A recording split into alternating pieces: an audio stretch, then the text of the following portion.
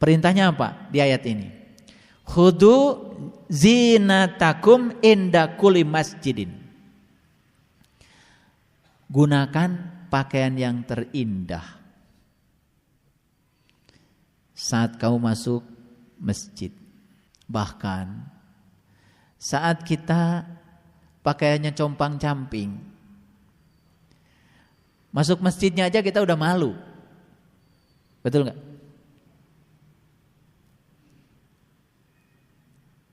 Gini, sederhana aja, sederhana. Kenapa saya tadi nyuruh membagikan 10 nasi bungkus? Semoga bukan hari ini saja, dan bisa dilakukan mungkin paling tidak seminggu sekali deh. Saya udah senang. Perhatikan Bapak Ibu, karena lewat jalan membahagiakan orang, kebahagiaan itu akan datang pada diri kita. Supaya wilayah kontemplasi kita itu lebih mudah tersentuh. Itu maksud saya.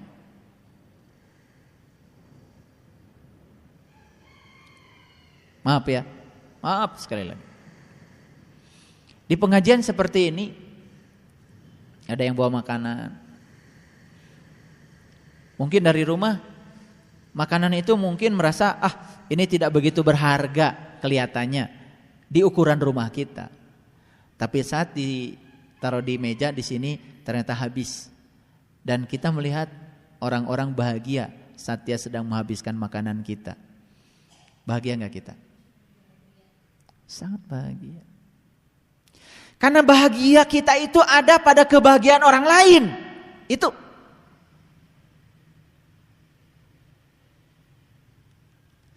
Jadi banyak mencari kebahagiaan dengan cara terus menerus mengumpulkan sesuatu yang dia ingin. Ternyata tidak bahagia.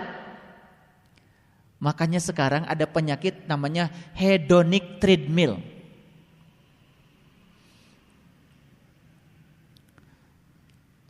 Sudah tahu, pernah dengar? Nama penyakitnya ini penyakit psikologi. Hedonic treadmill. Hedonic itu apa? Hedonic itu punya keinginan yang terus menerus terhadap sesuatu, itu hedonic.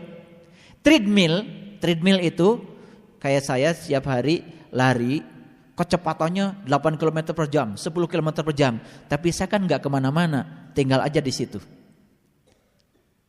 Walaupun kaki saya dilangkahkan lebih cepat lagi, saya program treadmillnya dengan kecepatan 12 km per jam, saya lari kenceng, saya tetap aja di situ.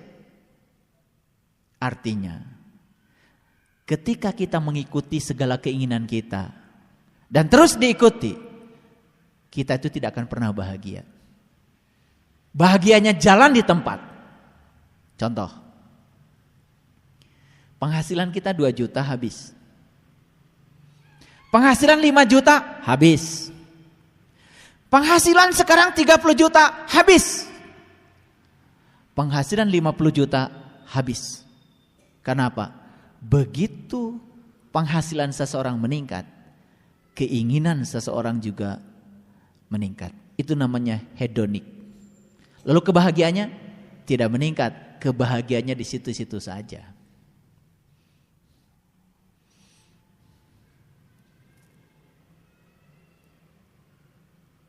Itu sebabnya ada hasil riset yang sangat luar biasa. Cara orang menghargai uang ketika penghasilan dia semakin berlimpah, ternyata semakin berkurang cara dia menilai uang. Jadi bisa jadi orang pas-pasan, tapi cara menilai uang, hati-hati ya, awas, bedakan. Cara menilai uang dengan pelit beda.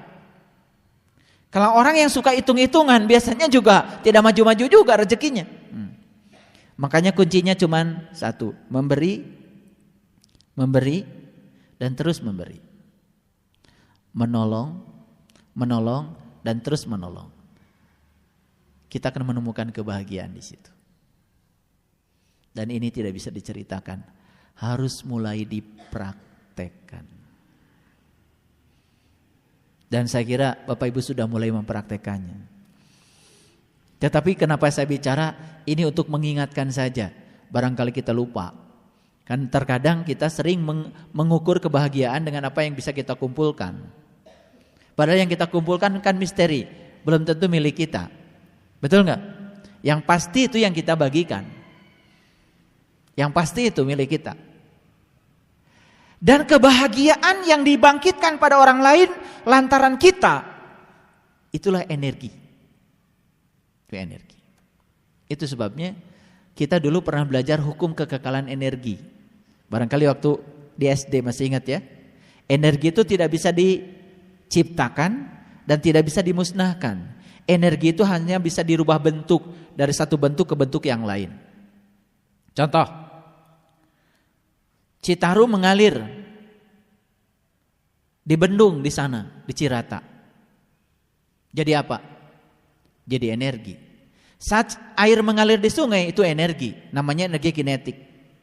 Sudah kumpul di Cirata, itu juga energi, namanya energi potensial. Kemudian dijatuhkan air, jadi energi kinetik lagi. Memutarkan turbin, turbin memutarkan generator. Ketika generator berputar, kumparan yang berputar melewati medan listrik menimbulkan GGL induksi, sehingga timbul arus induksi, sehingga arus dialirkan ke rumah-rumah. Nyampe di rumah kita, listrik. Dijadikan apa? Dipakai muter blender. Betul? Dipakai muter juicer. Betul? Iya. Dipakai muter hair dryer. Dipakai muter televisi. Muter radio. Muter pompa air. Ada yang hilang?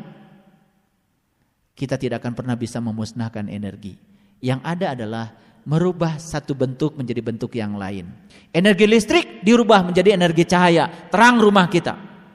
Tapi kita tidak bisa memusnahkan energi. Sekarang saya tanya, Bapak Ibu, kalau Bapak Ibu marah, pakai energi enggak? Pakai. Berarti kemarahan energi bukan? Oke. Pertanyaannya, apakah energi kemarahan bisa dimusnahkan? Tidak bisa. Energi kemarahan itu nggak bisa dimusnahkan. Tidak bisa. Sekarang saya nggak akan marah karena tidak ada yang memicu kemarahan. Begitu pemicunya ada lagi, marah lagi. Itu sebabnya kalau kemarahan ini energi, kita ubah bentuknya. Energi kemarahan yang panas kita ubah menjadi energi yang sejuk, energi yang lembut. Gimana caranya? Latihannya sederhana. Bapak Ibu jalankan ilmu yang sudah saya ajarkan, kunci pembuka mata kolbu. Tapi sekarang dengan olah napas yang lebih dalam, lebih sempurna lagi. Jadi tarik napas itu yang bagus. Saya kalau enggak baca doa 30 habis tidur itu rasanya badan ini sakit-sakit. Makanya kalau baca doa 30 habis tidur tuh nikmatnya luar biasa. Setelah itu kemudian saya pegang seluruh tubuh. Terima kasih kaki, terima kasih tangan, terima kasih jantung, terima kasih usus, terima kasih paru, terima kasih mata, terima kasih semua. Dipeluk yang erat tubuh ini. Cintai dan sayangi tubuh ini. Ternyata tubuh ini juga memberikan energi yang luar biasa. Sederhana tapi itu luar biasa. Gak usah terburu-buru. Kalau ada tamu datang ke rumah kita sambut dengan baik. Pulangnya pun kita antarkan sampai ke halaman depan. Sebelum tamu itu pergi, kita tidak beranjak dari tempat berdiri di halaman kita. Senang gak tamu kita? Coba. Ketika Allah sedang kita undang hadir dalam diri kita, siapkan segala sesuatu yang dalam diri kita, bersihkan pikiran kita, siapkan untuk kehadiran beliau. Dan saat beliau mau meninggalkan kita, antarkan sampai ke ujung dengan penuh cinta kasih.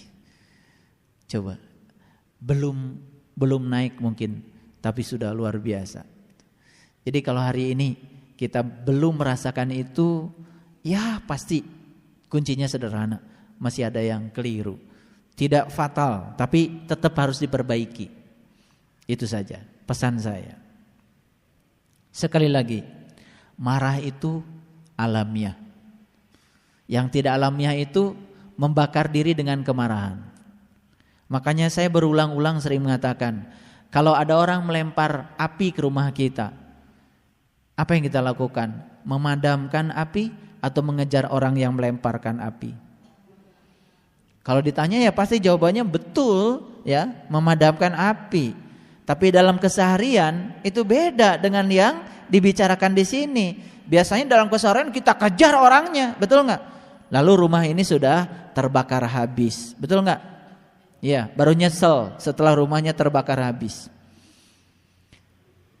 Sekarang saya tanya, kalau api itu bisa dijinakan dengan apa? Dengan air. Nah sekarang ketika ada orang melemparkan api ke rumah kita, nih rumah kita. Sekarang saya tanya, sudah tersedia enggak air kesejukan di dalam diri kita? Loh apinya gede loh. Ternyata air kesejukan yang ada dalam diri kita cuman sancret. Ya udah, api yang begitu besar dikasih air sancret, ya sudah, air yang sancret itu menguap.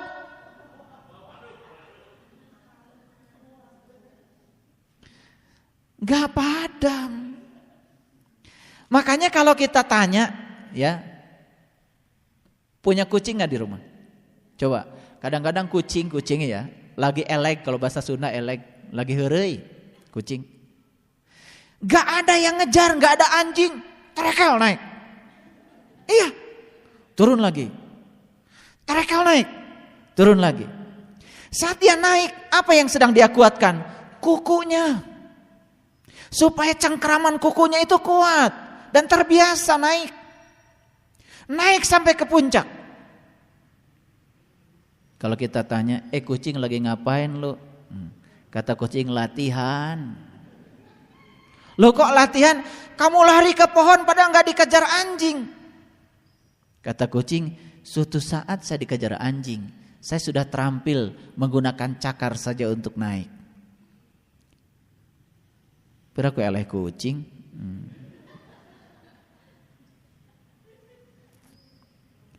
Di musim hujan seperti ini, sirum, tahu sirum?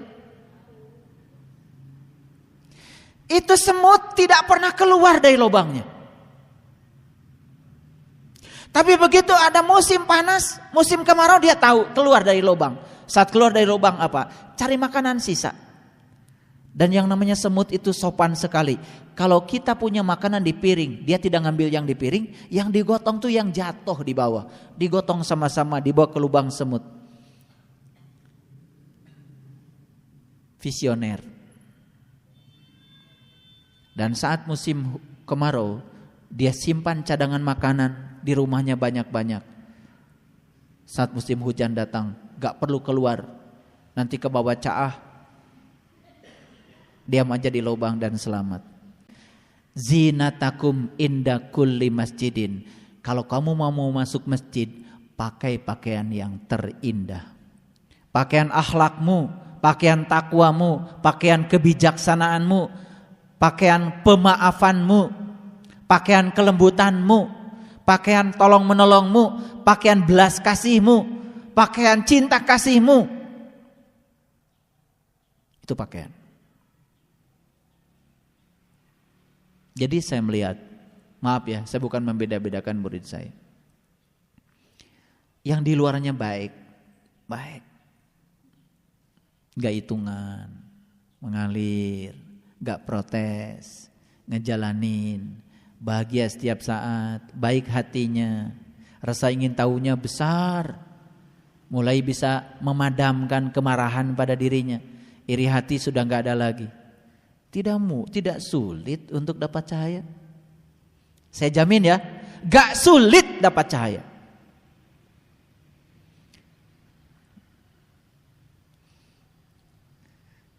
Sulit dapat cahaya itu satu, teknis. Yang kedua non teknis.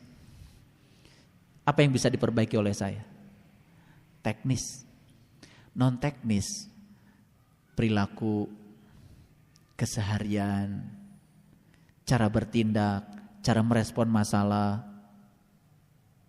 cara cara menempatkan orang lain dalam kehidupan kita, cara menghormati orang tua, cara menghormati sesama, cara bertindak kepada kolega, cara berumah tangga, cara bertetangga, itu sangat menentukan. Sangat menentukan. Dan itu akan menjadi pakaian yang indah.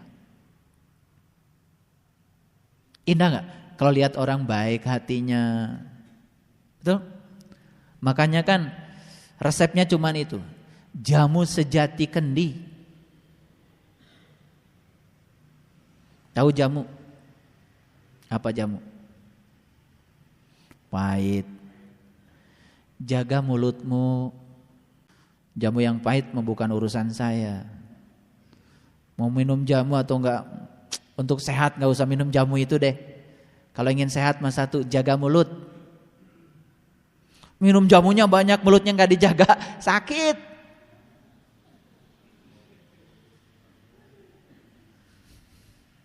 Tiap hari beras kencur, madu, banyaknya. Ini enggak dijaga, sakit. Karena mulut yang ember kan berasal dari pikiran yang ember juga, betul nggak? Kalau mulutnya masih ember, itu tadinya pikirannya juga masih luber. Paham? Jamu, jaga mulut. Sejati apa sejati? Selalu jaga hati. Yeah.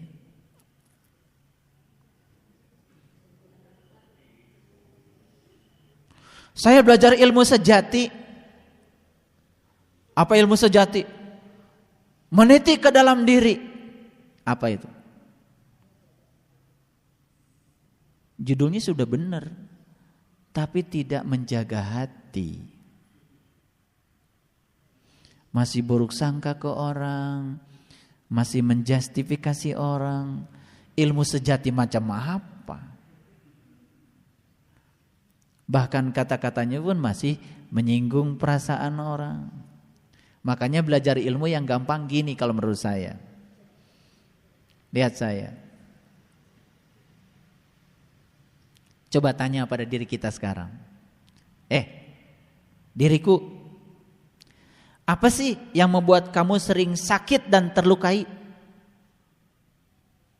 Coba tanya. Apa sih yang membuat dirimu sering terluka dan sakit? Dimarahin orang? Yes. Disakiti orang? Yes. Dihina orang? Yes. Dikata-katain orang? Yes. Setelah itu berjanji pada diri sendiri, karena aku sudah merasakan disakiti dan dilukai dengan cara seperti ini itu sakit, maka aku berjanji tidak akan melakukan ini pada siapapun. Itu sangat membantu. Sangat membantu. Panjang cerita saya ini. Kenapa? Saya cuma ingin nanti Bapak Ibu saya bimbing, mau saya bimbing. Mungkin minggu depan atau minggu depan lagi akan saya bimbing. Harus terang benderang semuanya, harus terang benderang semuanya. Keadilan itu harus kita tegakkan, lurus pandangan kita, dan kita bisa merasakan kehadiran Dia, mukhlisin. Dan persiapannya sekarang. Persiapannya sekarang. Saya ingin semua datang pada saya sudah menggunakan baju yang paling indah.